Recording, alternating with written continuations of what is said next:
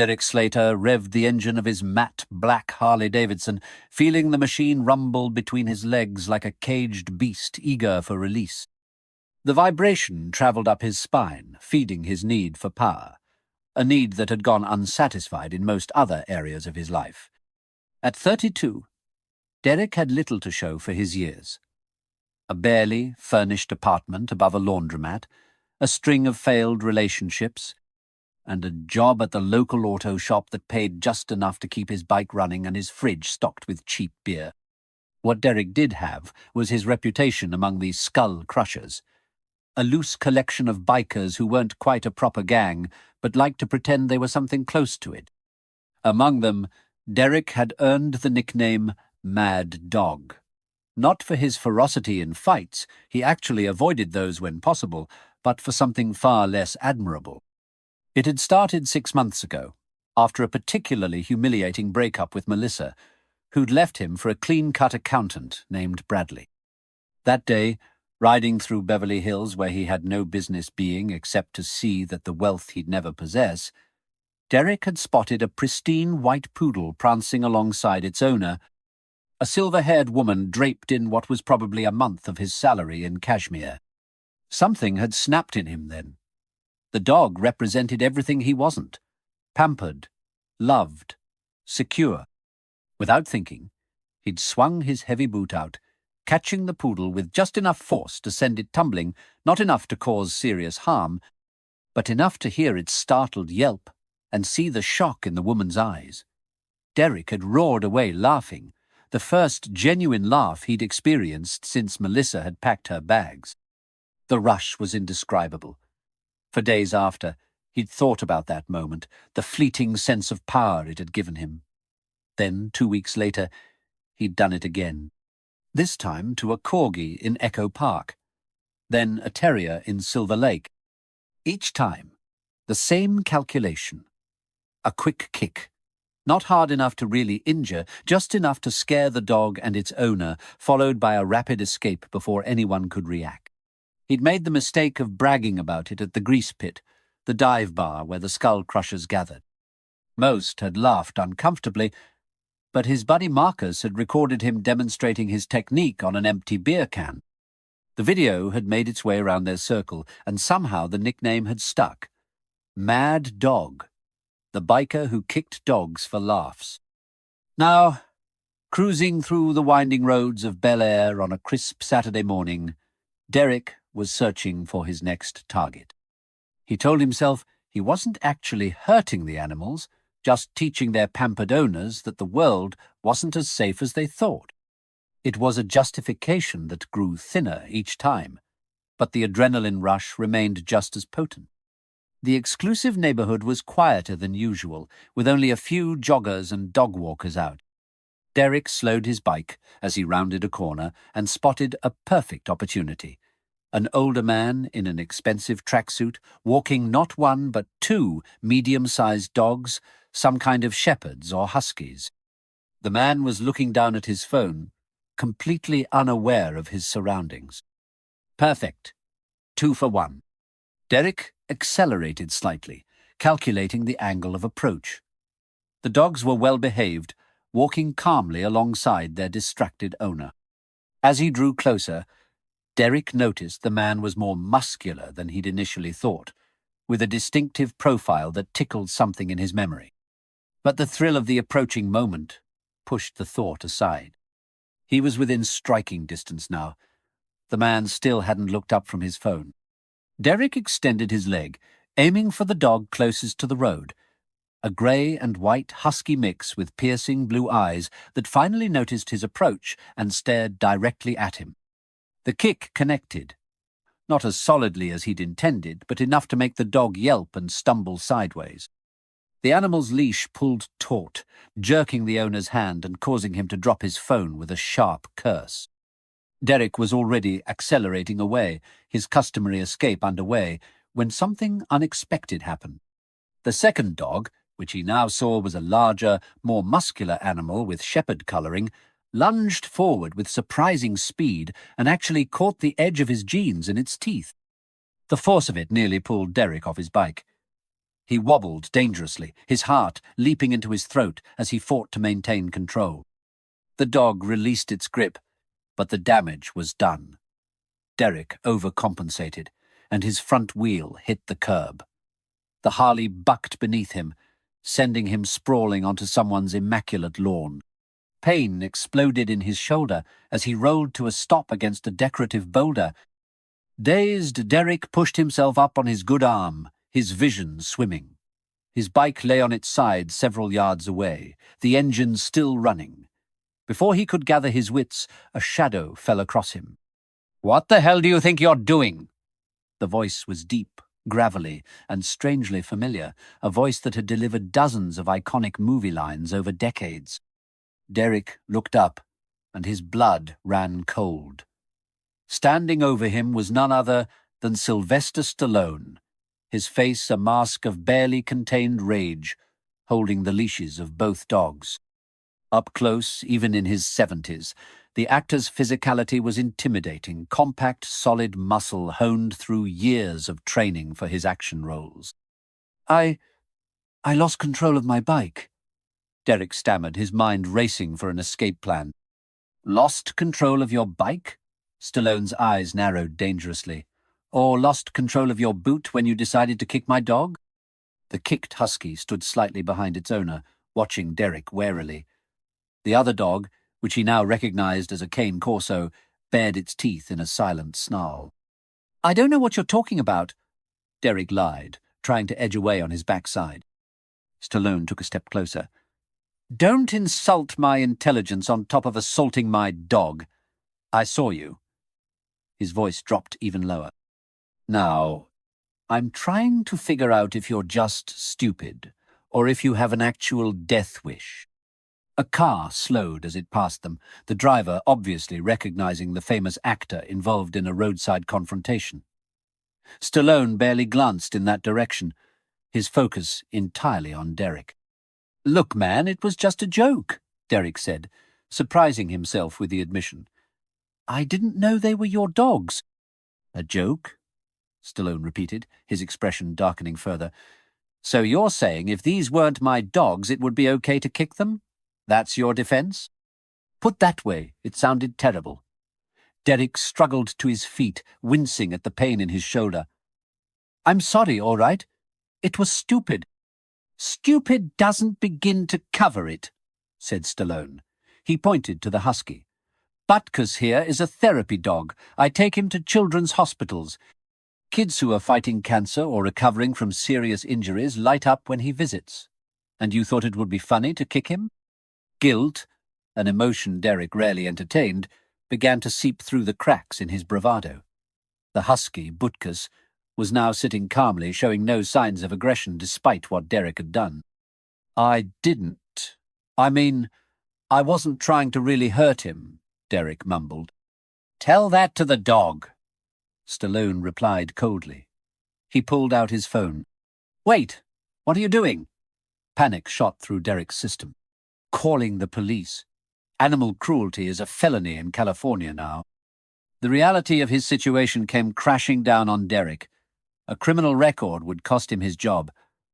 The Skull Crushers, for all their posturing, wanted nothing to do with actual police attention. And being known as the guy who was arrested for kicking Sylvester Stallone's therapy dog would make him a pariah in every circle. "Please," Derek said, his voice cracking with desperation, "I know I messed up. I'll do anything to make it right." Stallone paused, his finger hovering over the screen. His eyes, so expressive in his films, studied Derek with a mixture of disgust and something else, perhaps the faintest hint of recognition of a man who'd lost his way. "Anything?" Stallone asked. Derek nodded quickly, seeing a potential escape route. "Anything. Then you'd better start by explaining why a grown man gets his kicks from terrorizing animals," Stallone said, lowering the phone slightly. "And it had better be good, because right now I'm having a hard time seeing why I shouldn't let the law handle this."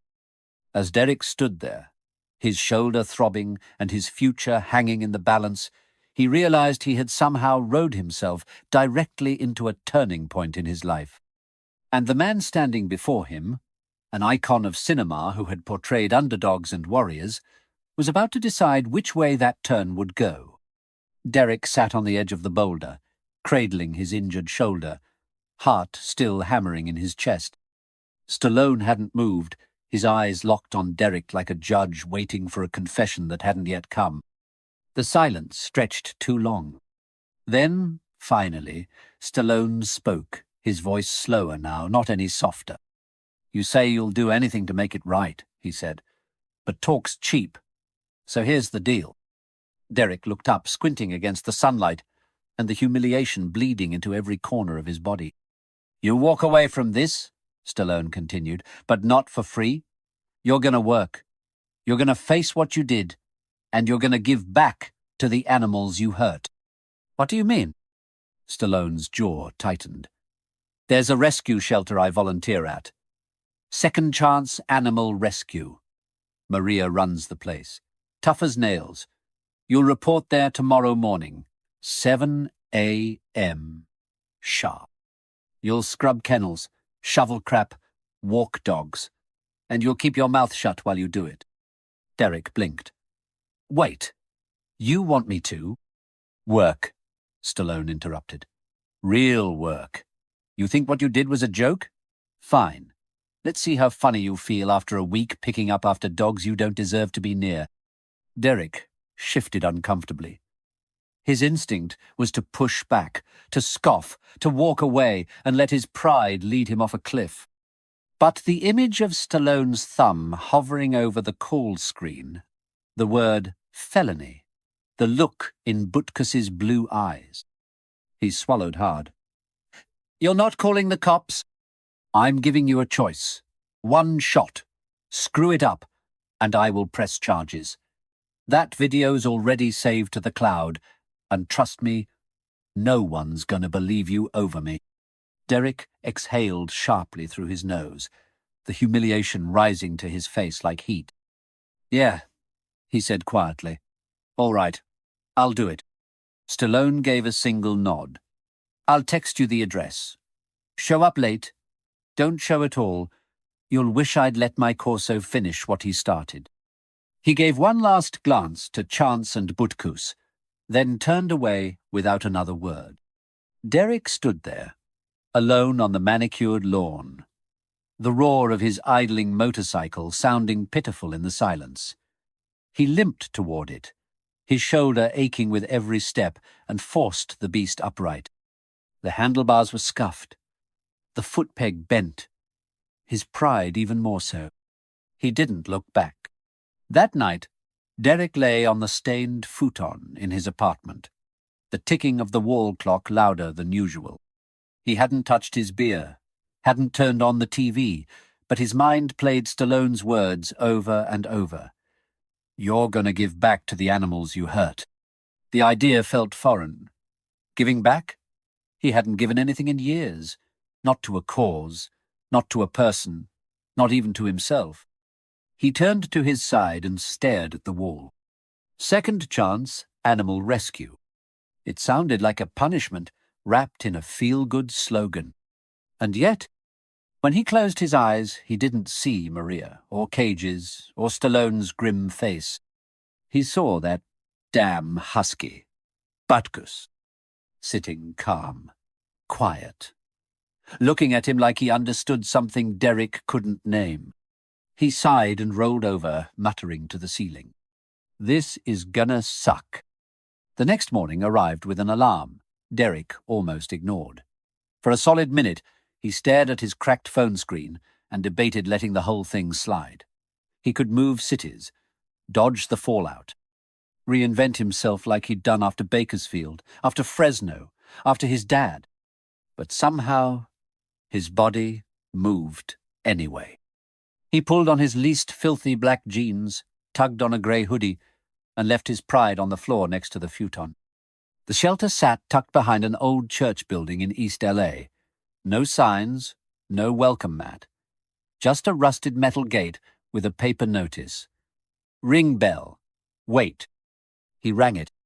30 seconds later, the door creaked open, and a woman stepped out, mid-40s, Short, dark hair, sleeves rolled up, face lined with the expression of someone who'd seen every kind of excuse and didn't care for any of them. "You Derek?" she asked flatly. "Yeah." She didn't move. "I'm supposed to, Stallone sent me."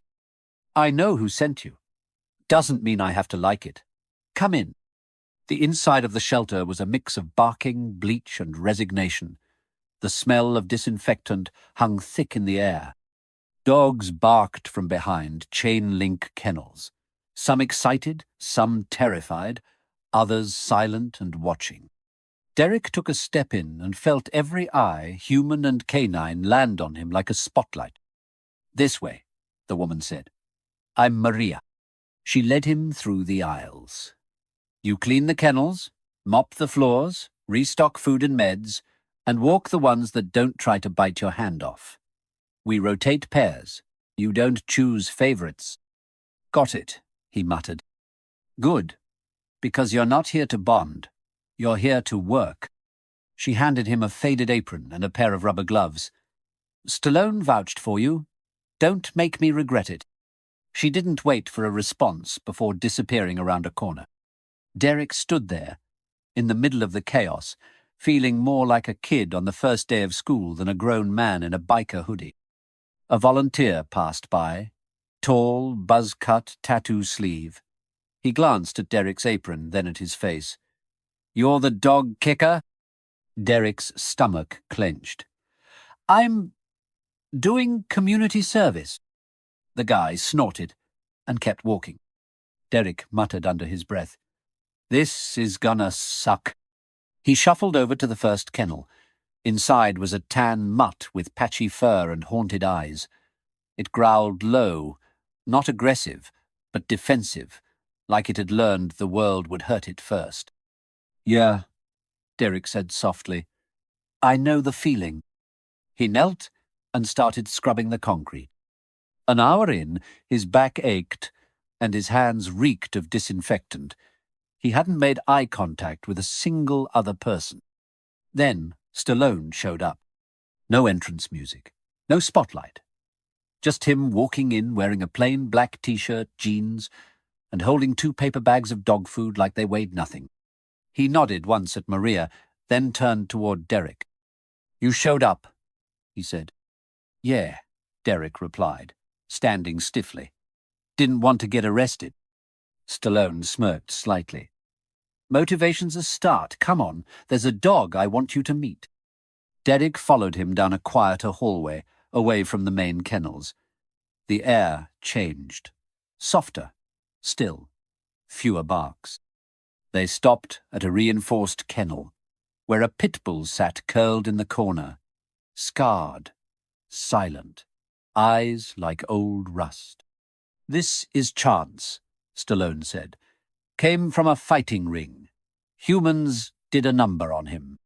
Derek didn't speak. "He doesn't trust anyone, not even me. I want you to work with him." "Why me?" "Because you're the one who needs this the most." Stallone's eyes met his. "Prove to him, and yourself, that you're not who you were last week." Derek looked through the bars. Chance didn't growl, didn't move, just watched him. For the first time, Derek felt something under his skin shift. Not guilt, not shame. Something quieter. Like a door cracking open. The next morning, Derek stood outside Second Chance Animal Rescue at 6:58 a.m. Hoodie pulled over his head, hands stuffed deep into his pockets. The cold air clung to the morning like a warning. He stared at the rusted gate, trying to summon some kind of enthusiasm, or at least something better than dread. He didn't find it. Maria opened the door at exactly 7. 0. No words, just a curt nod and a wave of her hand as she turned and walked inside. Derek followed in silence. The shelter was already awake.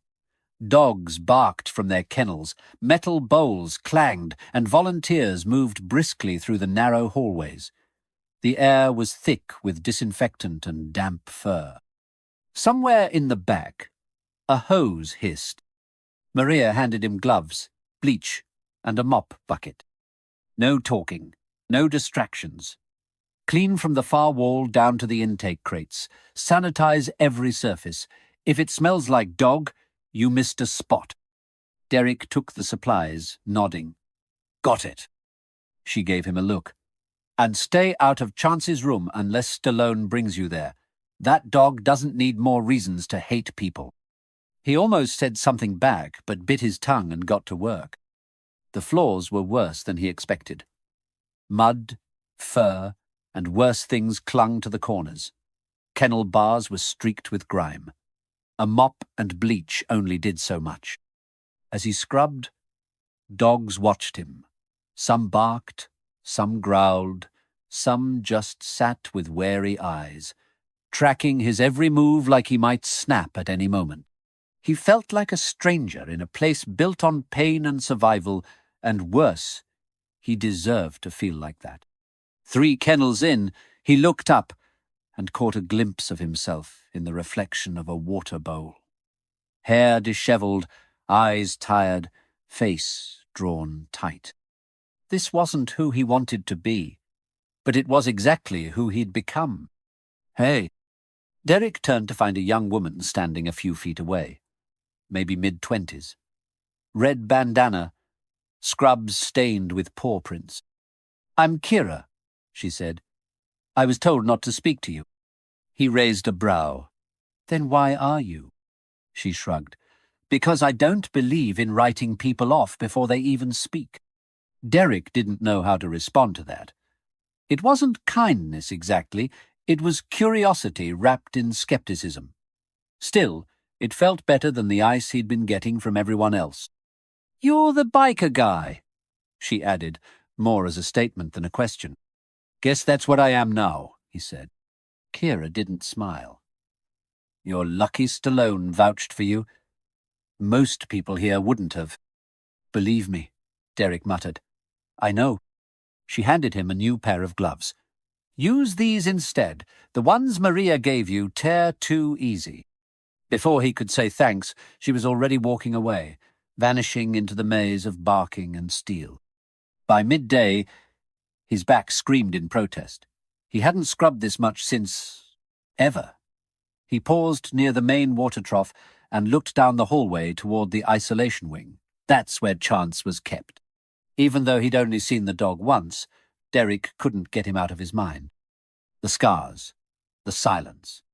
The way he looked at Derek like he wasn't afraid, just disappointed. That hit harder than anything else. He hadn't heard from Stallone since yesterday. Maybe he'd show up again. Maybe not.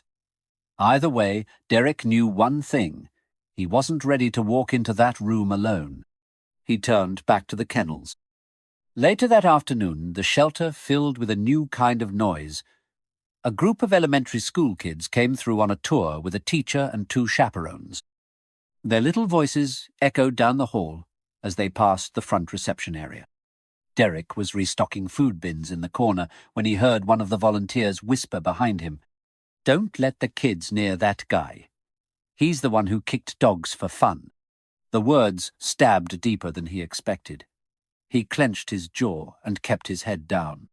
Minutes later, as he hauled a sack of kibble through the back corridor, he turned a corner and ran straight into a wall of leather. 2 men stood there, skull crushers patches on their backs, one of them unmistakably Marcus. Derek froze. Well, well, Marcus said, looking him up and down. Mad dog, reduced to mad janitor. The other guy snorted. Guess Stallone broke your foot and your pride, huh? Derek stepped back, suddenly aware of how ridiculous he looked. Rubber gloves, bleach-stained apron, dog fur clinging to his jeans. I'm not looking for trouble, he said. No, but you sure found it, Marcus grinned. Everyone's seen the video now. You're famous, man. Internet's loving it. Derek's stomach sank. Some people say it's justice, the other biker added. Others say you're just a sellout trying to save face. Derek stood tall, gripping the sack of food tighter. Say whatever you want. I'm not that guy anymore. Sure you're not, Marcus said. Keep telling yourself that while you mop up pee. They laughed and turned away, walking out the gate without looking back. Derek let out a long breath and leaned against the wall. He felt exposed, humiliated, but weirdly, not broken. There was a time when a confrontation like that would have driven him to do something reckless. Find a fight, drown in whiskey, ride off into nowhere. But not now. He went back to the food bins. That evening, the shelter quieted as volunteers trickled out. Maria locked the intake gate and gave Derek a passing glance. Didn't quit, she muttered. Figured you would. Thought about it, he admitted. She tossed him a rag. Then wipe down the cages before you leave. You're not special. He caught the rag and nodded. Didn't ask to be. She looked at him a moment longer than necessary, then turned and walked out of sight. Derek wiped down the cages one by one. The dogs were mostly asleep now. Tired. Safe. When he reached the last kennel, he stopped. Inside was a mutt, missing half an ear. It raised its head slowly, then rested it back on its paws.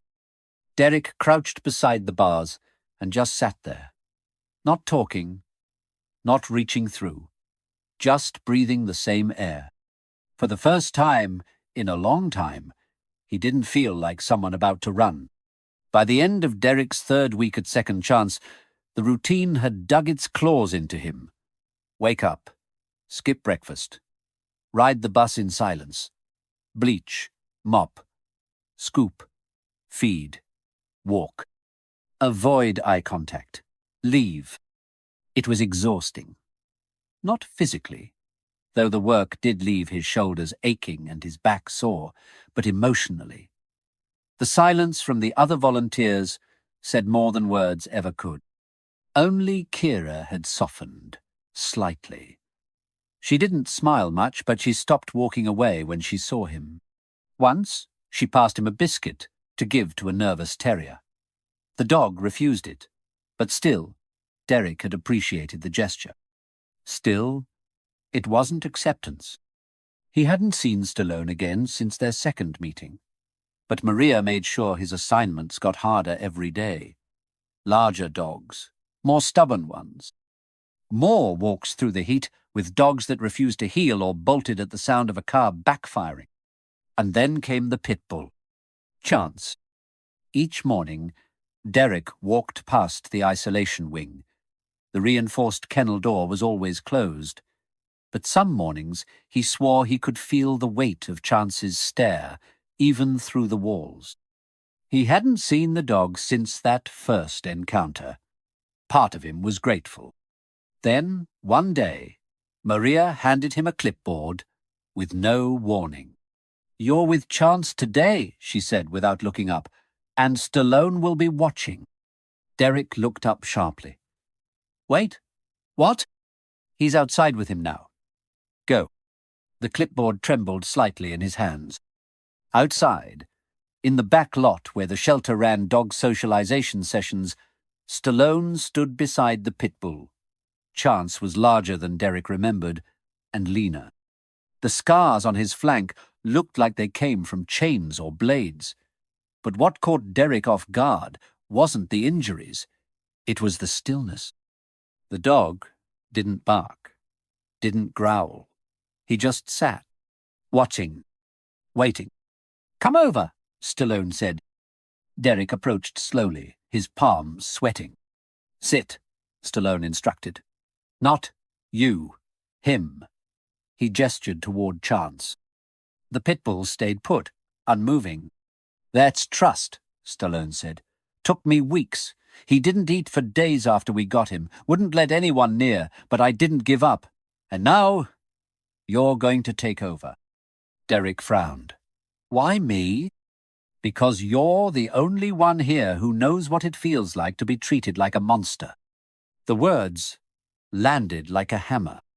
"Sit down," Stallone said again. "And don't reach for him. Just be there." Derek lowered himself slowly onto the concrete, crossing his legs like a school kid. Chance shifted slightly but didn't move away. The silence stretched. 5 minutes. Then 10. Finally, Stallone nodded. That's it? That's the work? You show up? Even when they don't want you to? Then he walked away. By the end of that session, Derek hadn't touched the dog. But he'd sat there, in the heat, in the silence, and for reasons he couldn't name, it felt like progress. Chance hadn't looked away the whole time. The following weekend brought something Derek hadn't anticipated, the outreach event. He saw the flyers go up around the shelter. Adopt, donate, heal. Pictures of dogs with sad eyes and stitched scars, reminders of why Second Chance existed. Maria told him the event was mandatory for all volunteers. We'll need you walking dogs. Holding leashes. Answering questions, she said, not bothering to ask if he was okay with it. People need to see. The animals can trust you.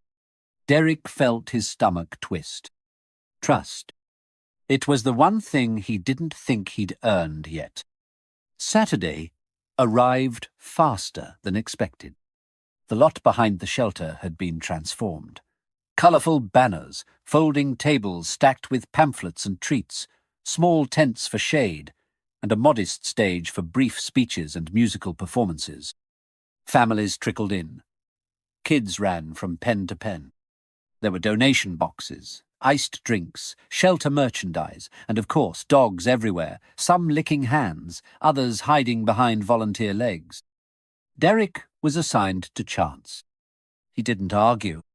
He clipped the leash carefully, then crouched beside the pit bull. "All right, big guy," he muttered. "Let's go be presentable." To his surprise, Chance stood and walked beside him without resistance. His steps were slow, cautious, but steady. "Look at that," Kira said as she passed with a pair of chihuahuas.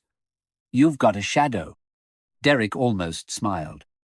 He helped a little girl pet Chance's head, and for the first time the dog didn't flinch. Derek's chest tightened. Maybe this was working. He was helping Maria restock brochures near the donation table when a low growl made the hair on his neck rise. Not Chance. Someone else. He turned and froze. Marcus. Wearing his skull-crusher's jacket like a badge of dishonor, walking toward him with 2 more bikers trailing behind.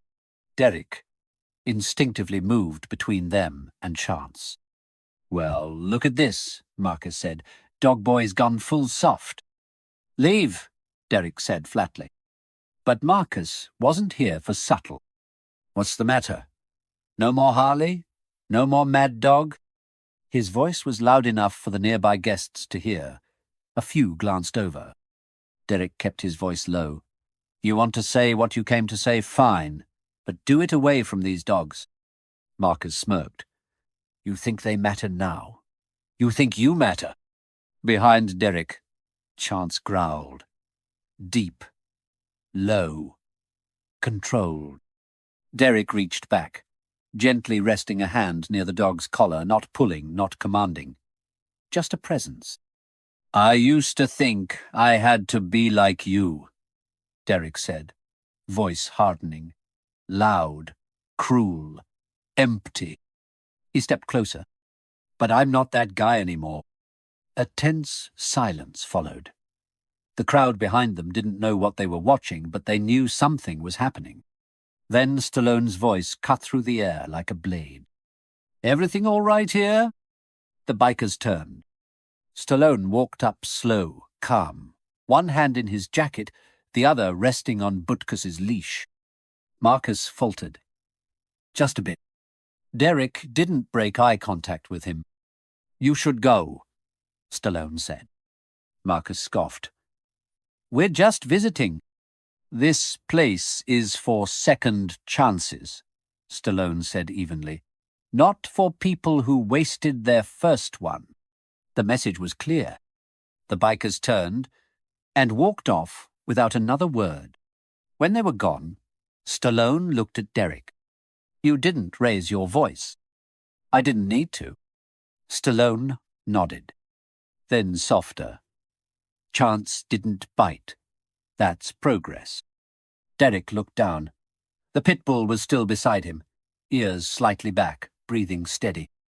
And for the first time, Derek felt something crack open in his chest. Not guilt, not anger. Pride. Real pride.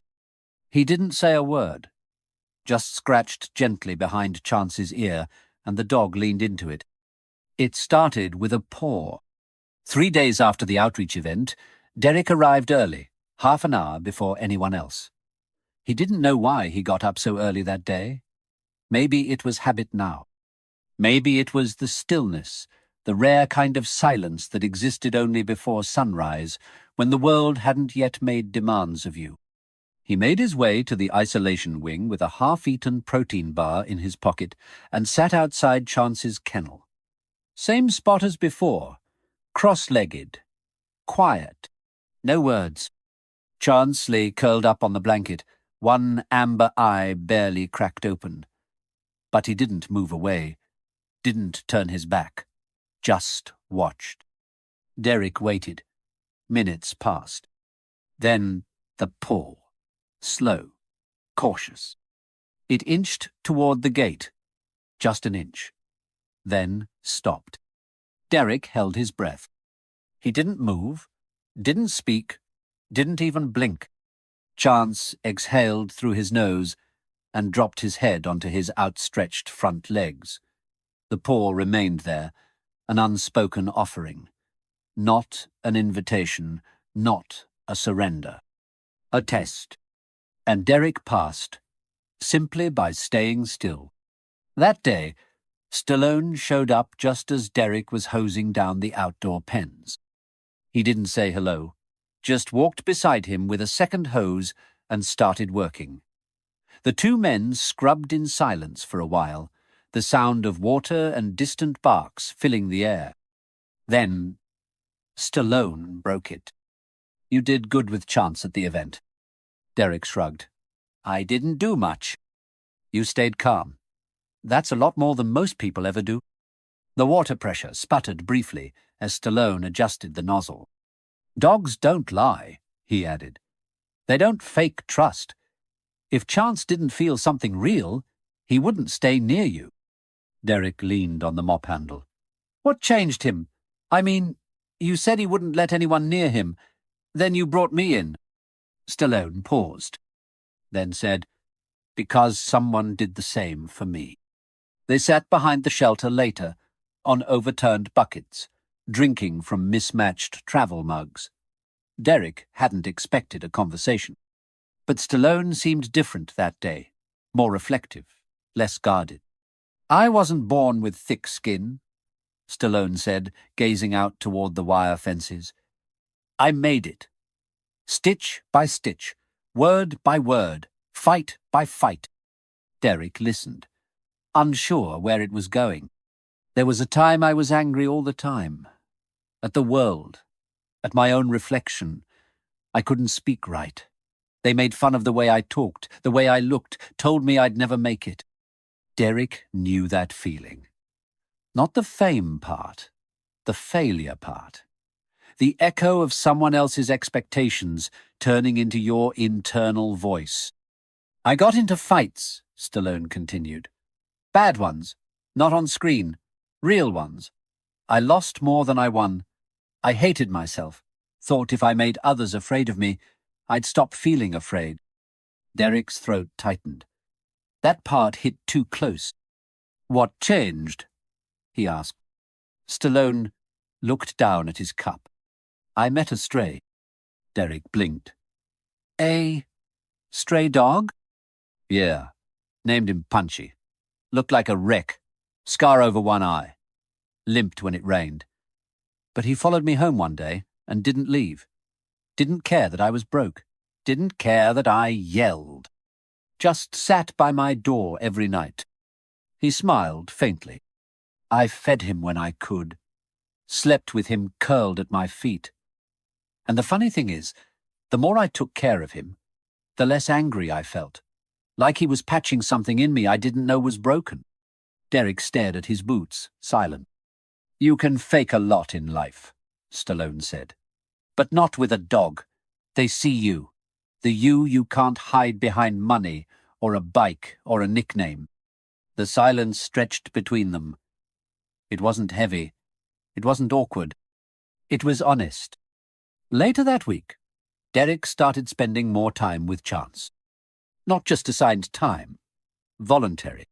He'd finish his shifts, change into clean clothes, and come back with a chew toy or a bag of beef jerky. They'd sit in the yard. Sometimes Derek talked, sometimes he didn't. Either way, Chance stayed close. He started responding to Derek's voice. Subtle head tilts, ear flicks, even one moment of tail movement, barely perceptible but there. Other volunteers started to notice.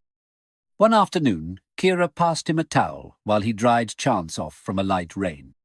I didn't think he'd let anyone get that close, she said softly. He didn't, Derek replied. Not at first. What changed? I stopped trying. She gave him a look. To do what? To make him like me. I just showed up. Kira nodded slowly. That's how most of them heal. She crouched down, helping Derek dry Chance's paws. You're different now, she said. I don't know if it's real yet, but it's something. Derek didn't answer, but her words stayed with him long after she walked away.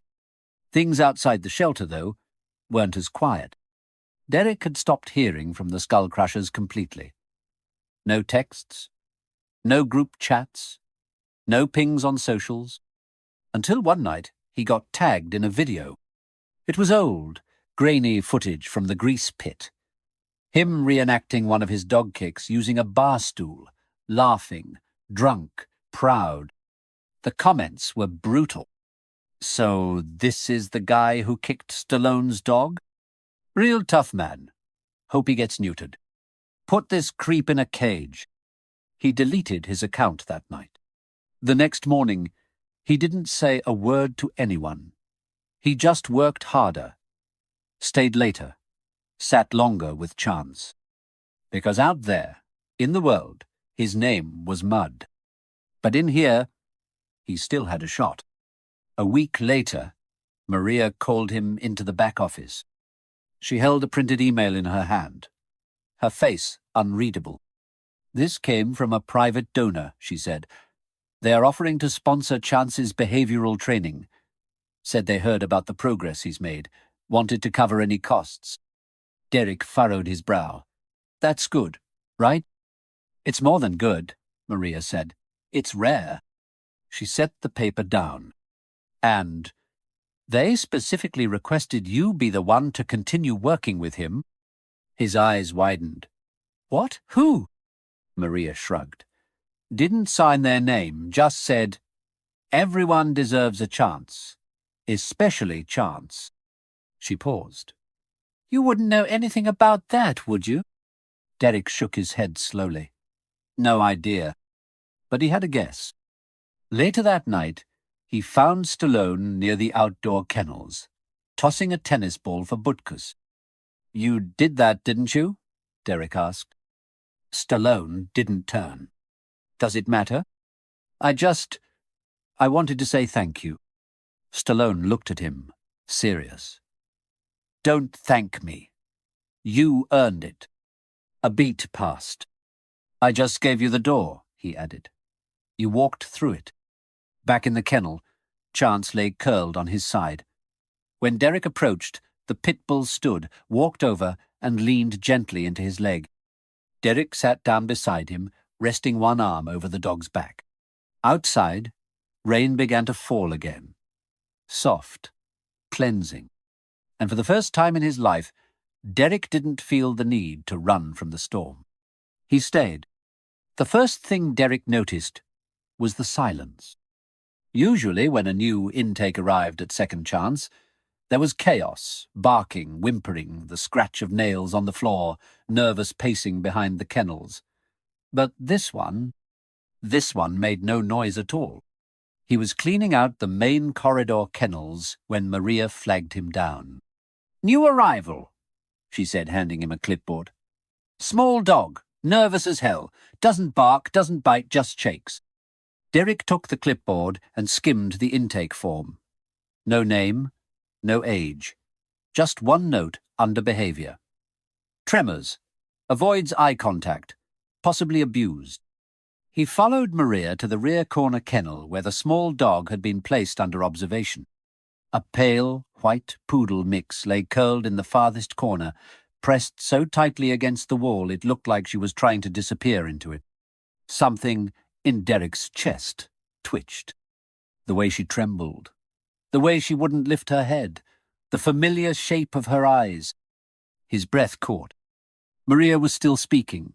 Something about diet, anxiety meds, vet checkups, but her voice was fading behind the blood rushing in Derek's ears.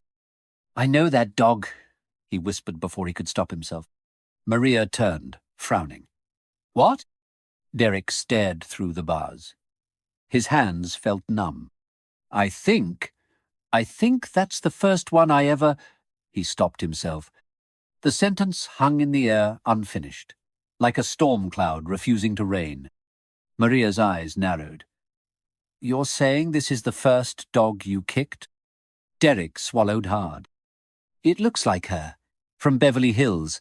Months ago. Silver-haired lady. She had a pink leash, I remember. The dog yelped and ran into her legs. She cried out. I rode off." Maria didn't speak. She just stared at him like she was seeing him for the first time again, and not in a good way. Derek looked down, shame pooling in his chest like lead. "She never barked," he said quietly. "She just looked at me." Maria nodded slowly. "That's what abused animals do. They don't fight. They just break."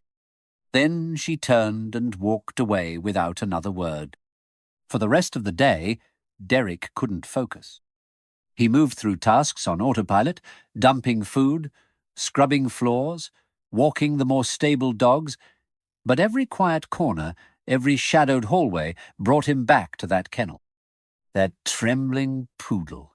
That moment he laughed like it was all just a game. He avoided Chance that day. He didn't feel like he deserved him. That night, Derek sat on the edge of his mattress, hands clasped between his knees. The apartment was still. The hum of the fridge was the only sound. He picked up his phone, opened a browser, and typed in, "Dog kicked Beverly Hills white poodle." At first, nothing. Then an old forum post. A neighborhood thread. "My poodle was attacked by a biker today. He kicked her right off the sidewalk. I'm shaken. She won't eat or look at me. Her name is Bella." The post had a picture. Derek stared at it for a long time. Same eyes. Same coat. Same broken posture. He leaned back against the wall, heart pounding. He had a name now, Bella. And somehow, that made it worse. The next morning, he showed up at the shelter even earlier than usual. He didn't clock in, didn't go to the main corridor. He went straight to Bella's kennel. She was awake, watching him. Not with fear, not with trust, just waiting. Like she recognized something she didn't know how to name. He crouched slowly, sitting cross-legged, just like he did with Chance. "Hey," he said softly, I think I hurt you." The words came out like ash. "I didn't mean to break you. I didn't mean for it to last this long." Bella didn't move. "I was angry. At the world. At myself. At everything that didn't love me back." His voice cracked. "But that doesn't matter. You still got hurt." A few seconds passed. Then Bella turned her head away and tucked it under her paw. And somehow, that rejection cut deeper than anything anyone else had ever said to him. He sat there until the sun came up. Later that afternoon, Derek was helping Kira restock medical supplies when she looked up from the shelf. "You okay? You look like hell." "I deserve to." She wiped her hands on a rag. "That new poodle. She got to you, didn't she?" He nodded slowly. Bella, he said. Her name's Bella. Kira didn't ask how he knew. Maybe she'd already guessed. She flinched when I walked by her kennel earlier, she said. That happens. Doesn't mean it's forever. But it might be, Derek said, because of me. She didn't offer a comforting word. She didn't pat his shoulder, but she didn't walk away either. Instead, she said, so do something about it. That evening, Maria called him into the office. Stallone was already there, standing with his arms crossed, watching Derek with unreadable eyes. Maria spoke first. We reviewed security footage from the day of the outreach event. That confrontation with your biker friends? We caught the whole thing. Derek nodded, already ashamed. I tried to de-escalate. You did, Stallone said. That's not the problem. Maria pulled out a tablet and played a different clip, grainy footage from months ago. A biker riding past a woman on the sidewalk. A white poodle walking beside her. The kick, the stumble, the scream. The rider speeding off. Camera caught your plate, Maria said. Didn't take long to trace back. Derek stared at the screen. Watching it again made his skin crawl. I don't need you to explain, Stallone said. I need to know what you're going to do. I want to make it right, Derek said, but I don't know how. Stallone walked around the desk and handed him a paper. Bella's former owner moved out of the city after the attack. Gave the shelter full rights. No press, no lawsuits. But if she ever wanted to check in, we promised we'd cooperate. Derek looked at the paper. It was a letter. Dear Bella, I hope you're safe. I'm sorry I couldn't protect you that day. It was handwritten. Every word aching. Stallone's voice dropped. If you really want to make it right, start there. Derek nodded. I will. That night, Derek sat at his kitchen table for 2 hours, pen in hand, page blank. He tried a dozen false starts. I'm sorry for what I did. I don't deserve forgiveness. You don't know me, and I wish you never had to. Eventually, he just wrote, I broke something I didn't know I was capable of breaking. I'm trying to rebuild it now, not for me, for her. He signed it without a name. Just the man who hurt Bella. Back at the shelter, things shifted. Derek didn't just work harder. He worked quieter, gentler. He cleaned Bella's kennel without stepping inside. Sat outside her space each morning. Sometimes she glanced at him. Sometimes she didn't. But she never barked, never flinched. Chance watched it all from the edge of the exercise yard, like he understood. And maybe he did. One afternoon, as Derek sat beside Bella's kennel reading quietly from an old paperback, he heard the soft click of nails on tile. He looked up. Bella had taken 3 steps toward him, then paused. He didn't speak, didn't move. After a long moment, she turned and retreated. But it was enough. She had moved. And for Derek Slater, the man who once thought power came from fear, that tiny, trembling step was the loudest forgiveness he had ever heard. The shelter smelled like rain. Not the downpour kind, just the quiet kind that left the concrete damp and the air thick with memory. Derek stood in the main corridor, scrubbing a stubborn stain from a kennel floor when Maria appeared at the end of the hall. Stallone wants to see you, she said. Derek straightened, heart already uneasy. Now? She didn't answer, just walked away. Stallone stood in the back office, arms crossed, a single sheet of paper in his hand. The door clicked shut behind Derek. Sit, Stallone said. Derek did, his muscles tense. You've made progress, Stallone said evenly. Chance is calmer. Bella's walking closer to you. Maria says you've been consistent, quiet, committed. Derek nodded, unsure where this was going. But there's still something missing, Stallone said. He dropped the paper on the desk in front of Derek. And it's this. Derek looked down. It was a printed photo. Blurry. Taken from a phone. But unmistakable, it was him, 6 months ago, at the grease pit, miming a dog kick with a beer bottle in one hand and his foot in the air, laughing. The crowd cheering. Derek stared at it. Stallone's voice didn't rise. It didn't need to. That's who you were. I know, Derek said quietly. Stallone leaned forward, voice cold steel. No. You think you know, but you haven't owned it. Derek blinked. I've been trying to make up for it. Trying isn't the same as facing it, Stallone snapped. You come here, you clean, you sit with the dogs, but you haven't looked in the mirror and said the words. What words? That you hurt living beings because it made you feel big, because you were small, because you were scared, because you thought pain gave you power. The room went still. Derek's hands curled into fists in his lap. Say it, Stallone demanded. Say what you did. I know what I did, Derek muttered. Say it. Derek's jaw clenched. His throat locked up. The shame rose like bile. I kicked dogs, he said finally, the words sharp and ugly. I hurt animals that didn't deserve it. His voice cracked. I thought if I scared something weaker than me, I'd feel less pathetic. I thought if people laughed, maybe I wouldn't feel so empty.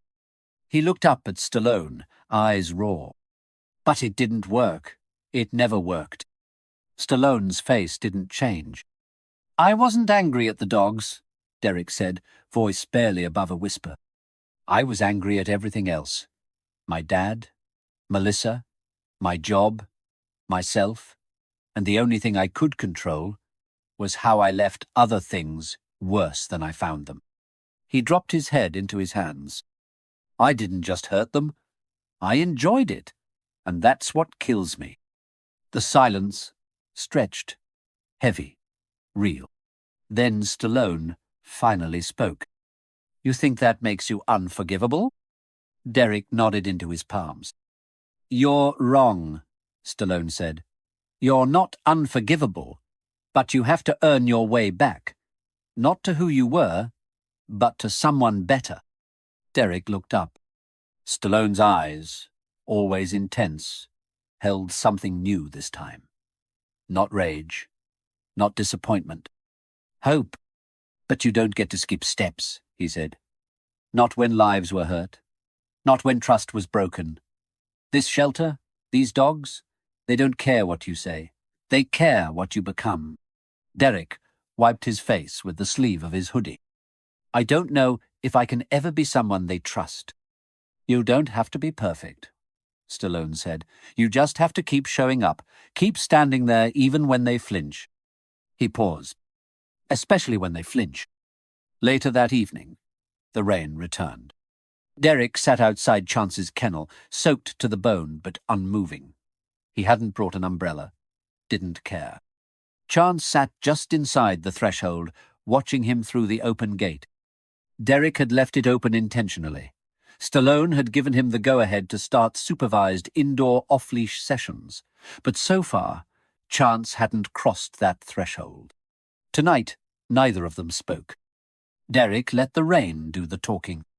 Finally, after nearly 45 minutes, Chance stood. Walked forward, one slow step after another. He stopped a foot away from Derek, close enough to touch. But Derek didn't reach. Instead, he whispered, You know what I am. You know where I've been. And if you still don't want to trust me, I'll sit here for the rest of my damn life. Chance didn't move. Derek kept talking. I was mean. I was cruel. And I told myself it was funny that it didn't matter because they were just animals. He laughed bitterly. But you're not just anything. You're better than I ever was. The rain slowed to a drizzle. And then it happened. Chance stepped forward and pressed his head into Derek's chest. Not a nudge, a surrender. Derek froze. Breath caught in his throat. Slowly he raised one shaking hand and placed it behind the pit bull's neck. Chance didn't flinch, didn't pull away. He stayed there, breathing slow and steady against Derek's ribs. And something inside Derek shattered and healed all at once. He buried his face in Chance's fur, and for the first time in years, he cried without shame. The next day, Kira found him early, sitting beside the main window with Chance asleep at his feet. She handed him a coffee and sat down beside him. "You look like hell," she said. "Didn't sleep," he replied. "Because of the rain?" "Because of everything."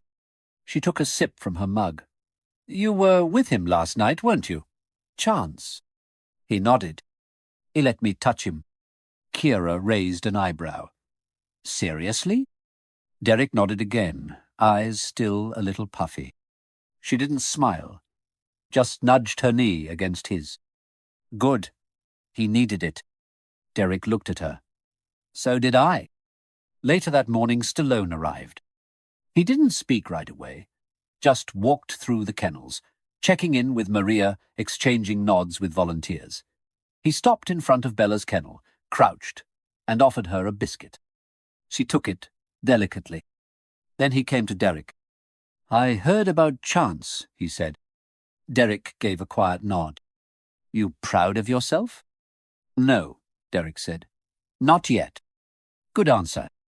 They stood in silence. Then Stallone said, "Tomorrow, I want you to speak at the volunteer orientation." Derek blinked. "What?" "Tell your story. Not the cleaned-up version, the real one." "You sure that's a good idea?" "No." "But it's the right one."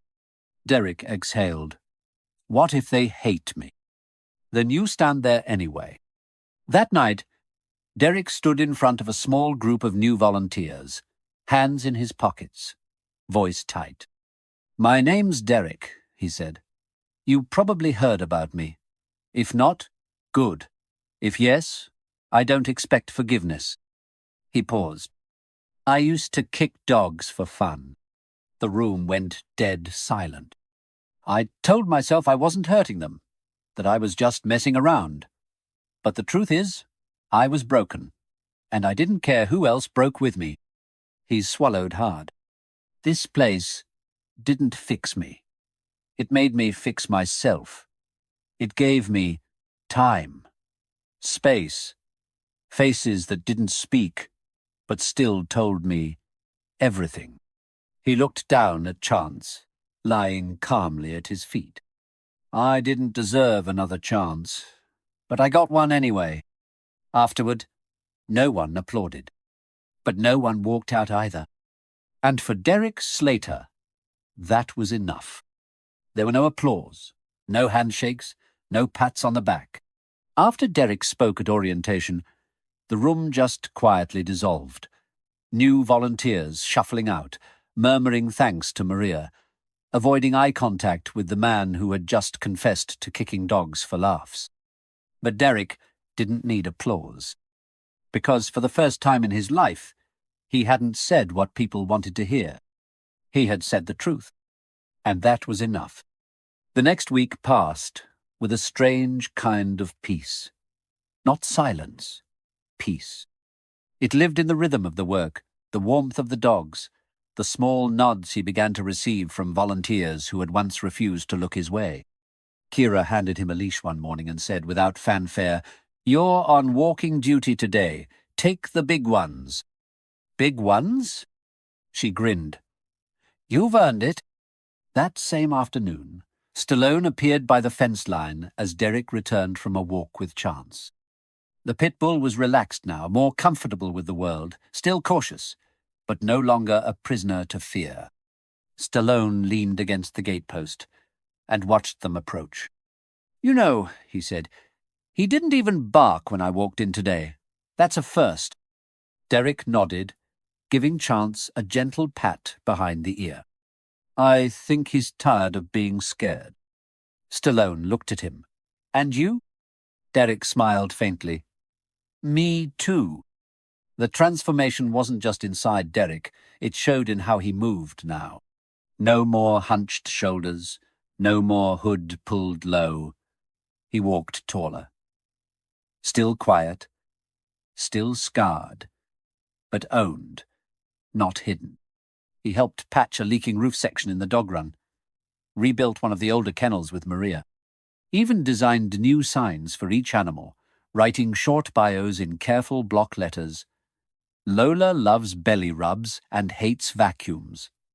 Tito prefers jazz music and frozen carrots. And then came the call for the annual charity fundraiser.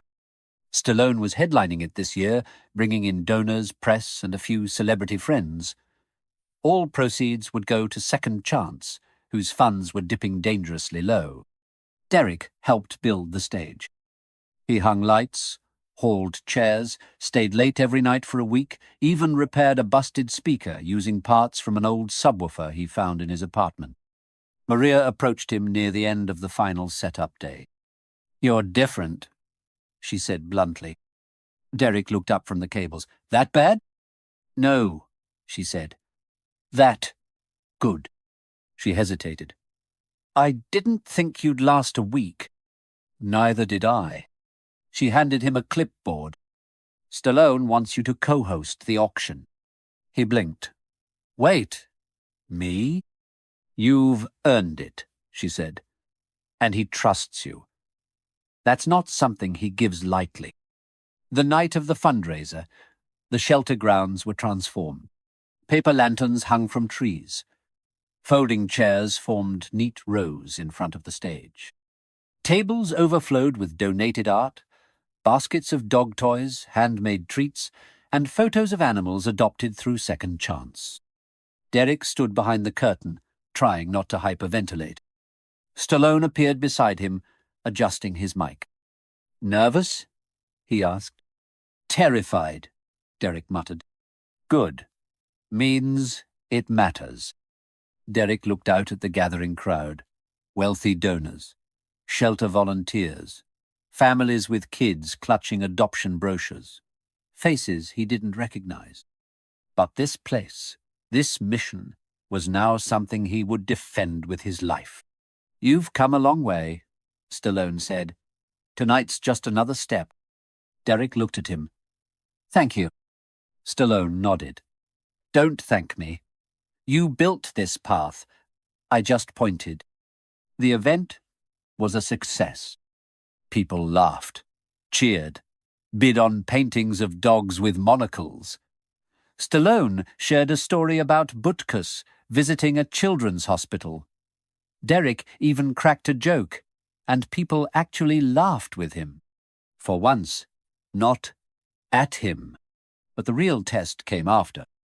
2 days later, as the shelter began returning to normal, Derek was sweeping the front walk when he heard the rumble of engines. He turned.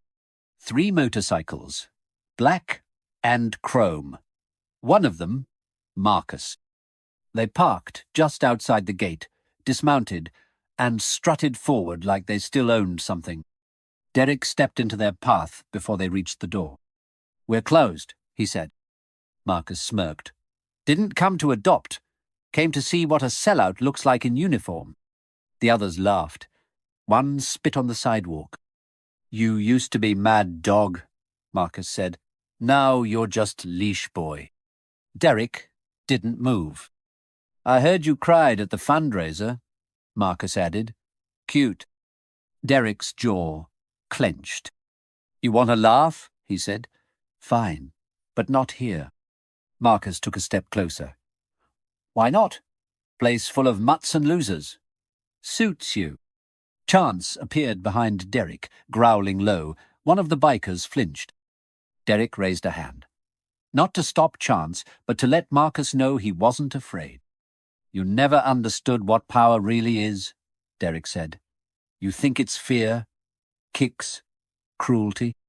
He stepped forward. "But power's in protecting something, building something, not burning it to the ground because you're empty."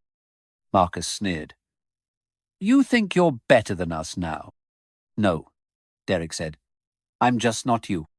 A silence passed between them. Then Maria's voice cut in from behind the fence.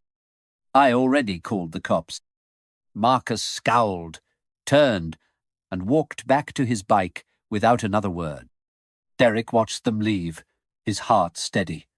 No adrenaline, no shaking, just peace. He turned, and Maria was watching him. You handled that well, she said. They don't matter anymore, Derek said. She nodded. Exactly. That evening, as the sun dipped behind the shelter's roof, Derek sat beside Chance in the yard. He scratched behind the dog's ear and said quietly, I sold the bike. Chance looked up at him. Derek smiled.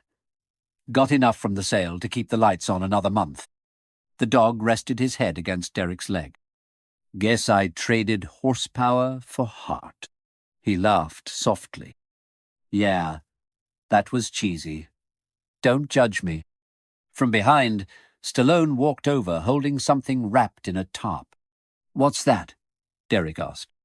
Stallone dropped it with a soft thud and peeled back the cover. A small refurbished motorcycle. Old-school frame. Matte grey with chrome trim. And a sidecar. Found it in a buddy's garage, Stallone said. Did the work myself. Derek stood, stunned. You didn't have to. It's not for you, Stallone said, deadpan. It's for him. He nodded at Chance. Derek blinked. Then saw the sidecar cushion, complete with a small harness built in. You're kidding. Stallone finally smiled. You earned it. Derek stepped forward and ran a hand over the frame. It wasn't flashy. It wasn't loud. It was perfect. Thank you, he whispered. Stallone clapped a hand on his shoulder. You're not Mad Dog anymore, he said. Derek looked up. What am I? Stallone shrugged. We'll figure it out. And under the soft golden light of evening, Derek leaned down, kissed Chance's head, and whispered, Let's ride. The news came quietly. No sirens, no headlines, just a printed letter taped to Maria's office door. Effective immediately. Partial withdrawal of municipal funding due to city budget restructuring. Additional reviews pending. It might as well have been a bomb. Maria stared at the letter like it had spat in her face. Volunteers gathered silently outside the office, reading over shoulders. Some whispered.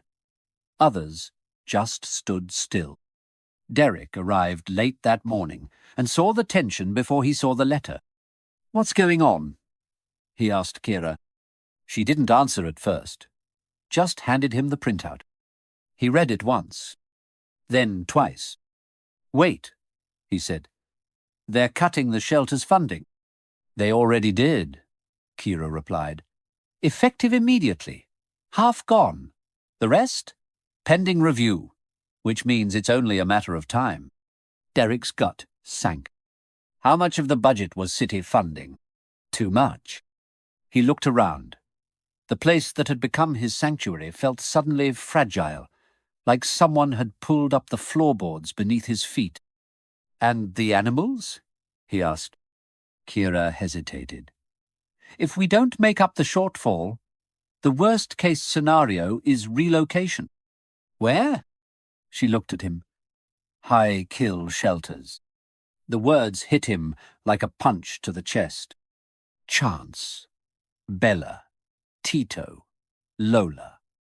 All the dogs he knew by heart, faces with histories and hearts that had barely begun to heal.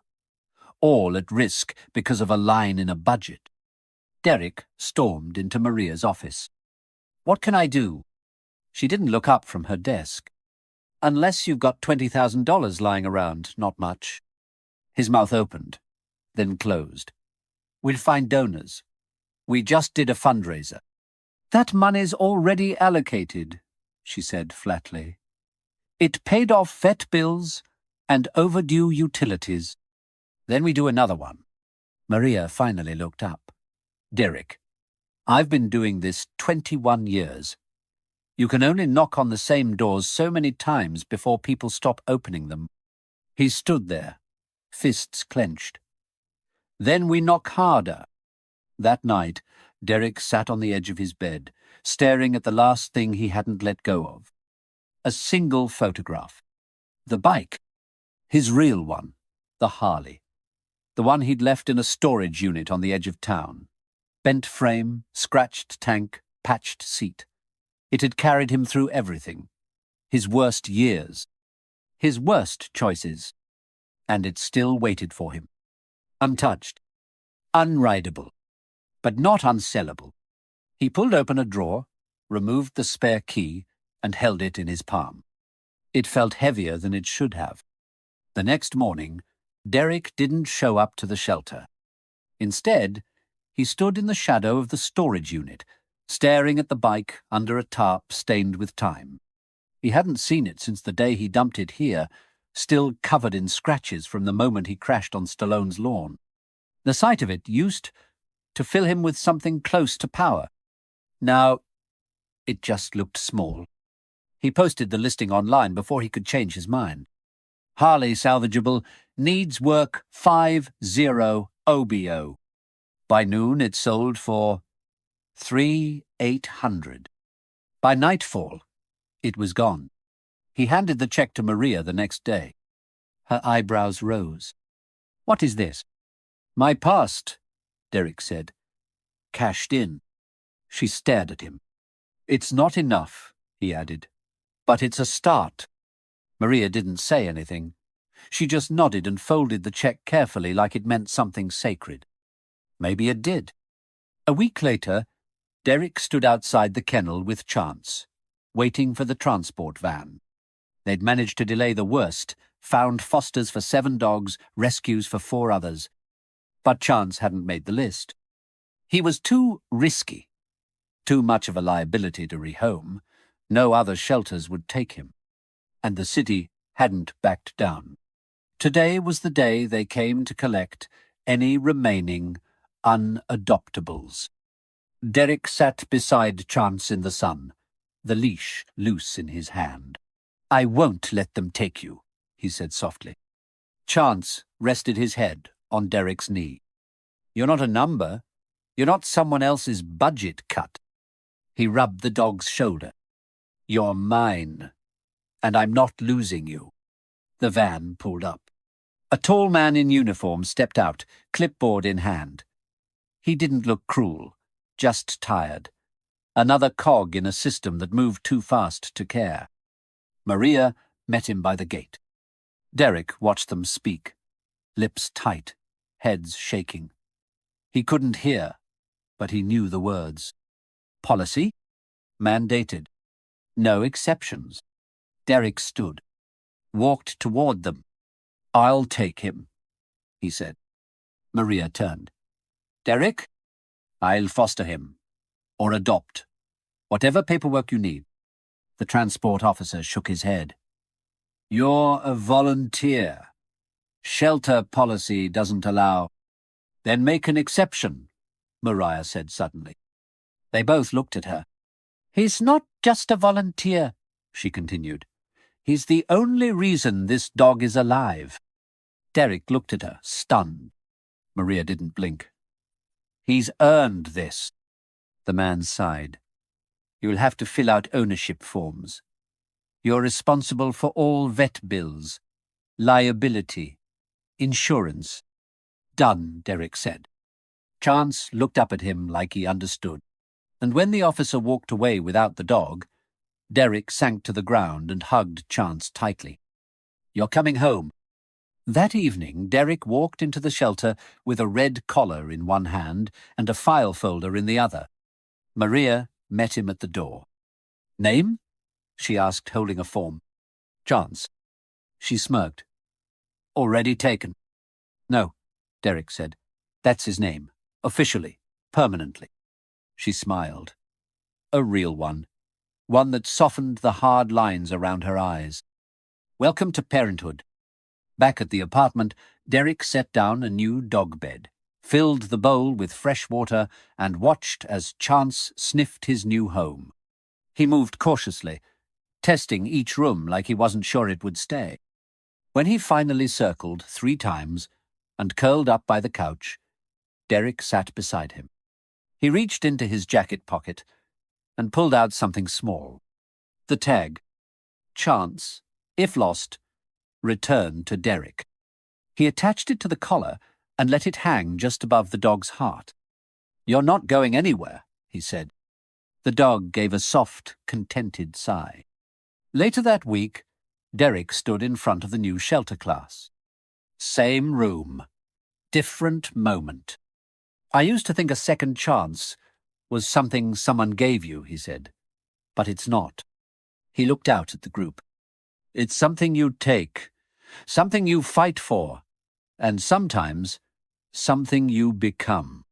Behind him, Chance lay at ease, tail gently thumping against the floor. "And sometimes," Derek said, his voice steady, "it's 4-legged, scarred, and just stubborn enough to save your life." 6 months later, the shelter felt different.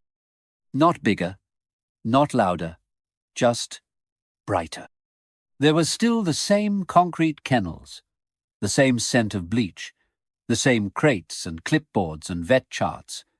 But there was laughter now, real laughter. And the dogs? They wagged more than they whimpered. Second Chance had become a place of healing. Not just for animals, but for people too. And at the heart of it all stood Derek. Not in the shadows anymore. Not sweeping floors in silence. Not avoiding eye contact. He wore a volunteer badge clipped to a clean navy polo now, name printed clearly beneath the words, "Trainer, Rehab Team." Chance padded beside him, calm and confident, wearing his own vest marked Rescue Ambassador. They walked the halls like they belonged. Because they did. That morning, Stallone leaned against the intake desk, sipping from a stainless steel thermos as he watched Derek lead a training session. A new pit bull, only recently rescued, snapped at its leash, barking wildly. Fear masked as aggression, the same way Chance used to. But Derek didn't flinch. He crouched down, eyes low, voice calm.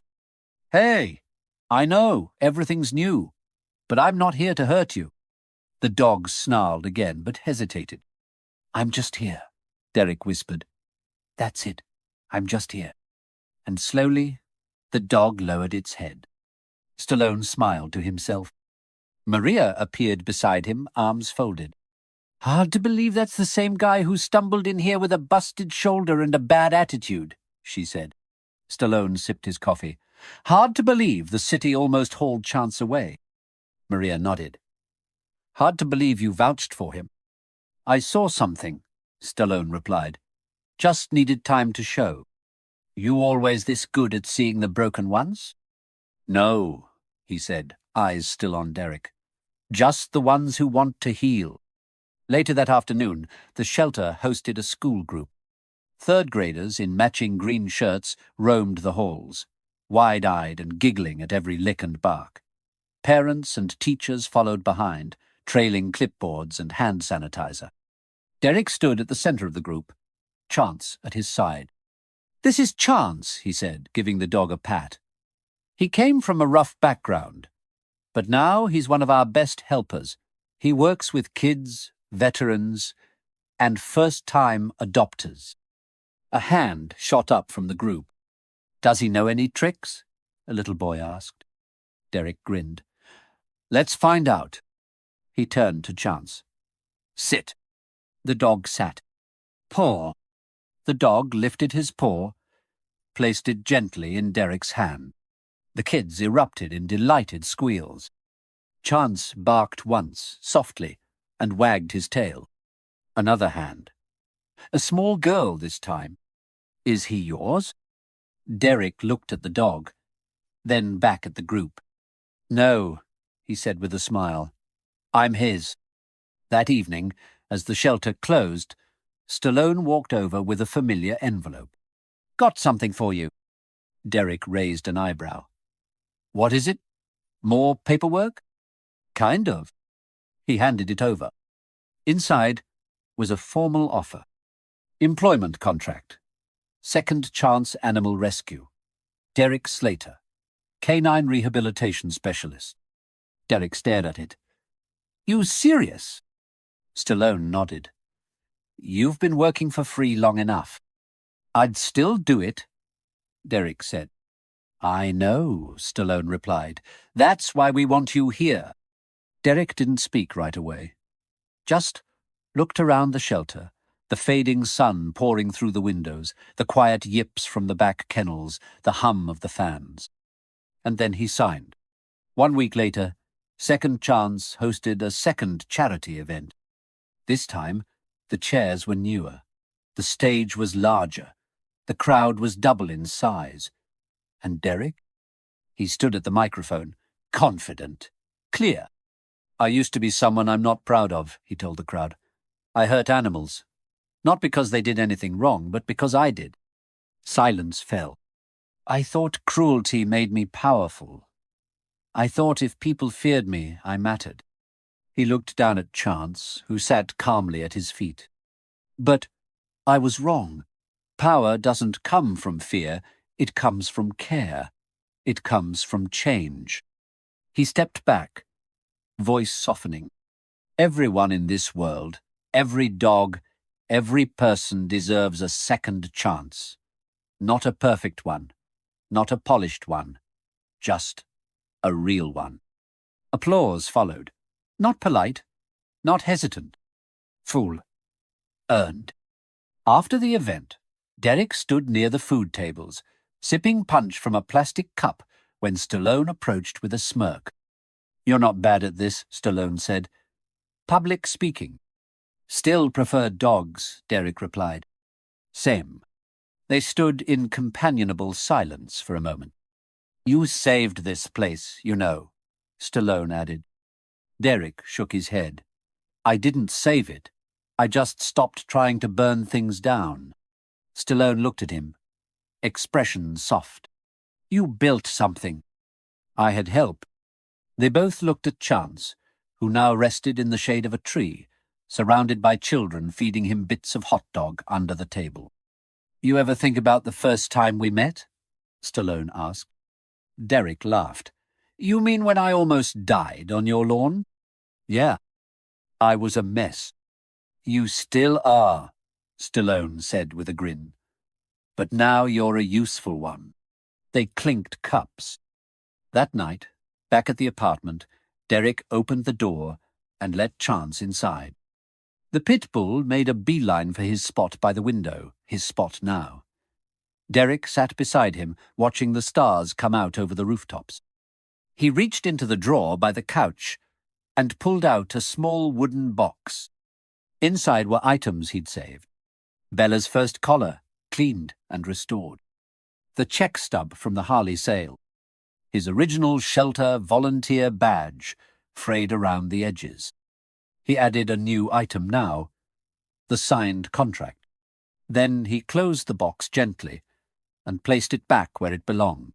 Somewhere in the distance, a motorcycle engine roared down the street. He didn't flinch, didn't envy it. He just reached down and scratched Chance behind the ear. The dog groaned contentedly, leaned into him. We're okay, Derek whispered. He didn't mean just tonight. He meant forever.